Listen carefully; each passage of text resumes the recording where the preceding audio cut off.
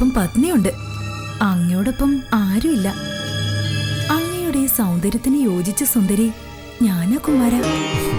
നോക്കൂ, എല്ലാ ഐശ്വര്യങ്ങളുടെയും ഇരിപ്പിടമാണ് എന്റെ ജ്യേഷ്ഠഭ്രാതാവ്.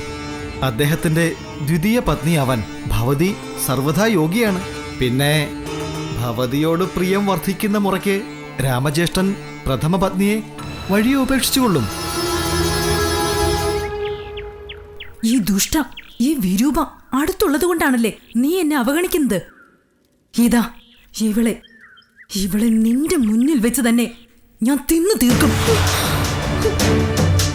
ക്രൗത്യവും ദുഷ്ടതയും ശീലമാക്കിയ ഈ രാക്ഷസിയോട് ഒരു വിധത്തിലുള്ള ദാക്ഷിണ്യവും വേണ്ട.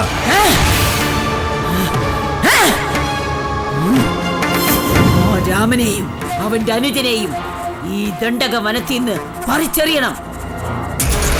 ഓ, കരുത്തുണ്ടെങ്കിൽ പോയി കൊന്നിട്ടു വാ, അല്ലെങ്കിൽ ഓടി രക്ഷപ്പെടാ. ശൂർപ്പണഖേ, നിന്റെ ഈ അധിക്ഷേപ വാക്കുകൾ 14 നാഴികയ്ക്കുള്ളിൽ തിരുത്തി പറയാൻ നീ ബാധ്യസ്ഥയാകും. നോക്കിക്കോ.